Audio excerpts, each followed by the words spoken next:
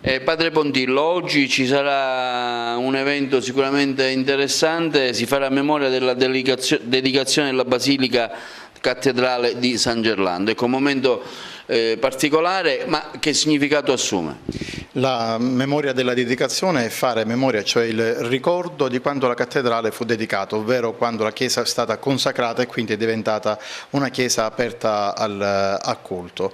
La memoria non solo è un ricordare, ma è far rivivere quel momento. E anche se la cattedrale in questo momento è chiusa al culto, ogni anno abbiamo deciso di celebrare sempre la dedicazione e fare memoria della prima dedicazione che fece San Gerlando della cattedrale a San Giacomo e alla Madonna Assunta, ma anche della dedicazione che poi dopo il 1500 fu fatta della cattedrale a San Gerlando. Per la comunità locale è un evento molto importante perché si ci raduna attorno al proprio vescovo nella chiesa che è la cattedra del vescovo e con la dimensione storica che stiamo vivendo in questo momento diventa anche evocativo per l'interesse che bisogna richiamare costantemente sulla cattedrale, per le quali già le cose procedono, ma in maniera particolare anche sul colle della città. Ecco, sarà un momento anche per sollecitare e stimolare anche l'inizio dei lavori della cattedrale. Abbiamo anche ricevuto una memoria da parte di Don Baldo Reina dove appunto era questo il senso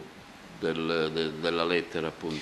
Sì, la nota che in questi giorni è uscita sui giornali richiama a rompere il silenzio, ma silenzio non sulla cattedrale, perché credo che abbiamo sciolinato fiumi e fiumi di parole. La gara per la messa in sicurezza della cattedrale sul progetto dell'arcidiocesi già è a buon punto, l'Urega sta espletando le pratiche, speriamo proprio tra ottobre e novembre di iniziare il lavoro della messa in sicurezza. Il richiamo che ha fatto Don Baldo è quello di alzare la voce, anche la partecipazione oggi alla celebrazione col Cardinale da parte della città dovrebbe essere questo: prendere responsabilità, avere la capacità di poter dire con la propria presenza, non vorremmo sprecare altre parole, con la presenza di dire la cattedrale è un elemento che ci interessa al di là dall'aspetto del culto. Poi il resto ci sarà da intervenire sul colle. Io qui un monito lo vorrei fare, intimerei a qualsiasi politico, tranne a chi realmente si è impegnato e il numero si può contare solo sul dito di una mano, di non utilizzare la cattedrale di Agrigento per la prossima tornata. Forse la dignità sarebbe quella di tacere per dire ciò che non è stato fatto, piuttosto ciò che bisognava fare. La prossima tornata elettorale, chiaramente, visto che il 5 novembre si voterà, in tanti magari si ricorderanno questi momenti di parlare della cattedrale e poi il nulla. Per questo io direi sarebbe il caso di non portare la cattedrale nella campagna elettorale, perché molti potrebbero uscirne anche feriti.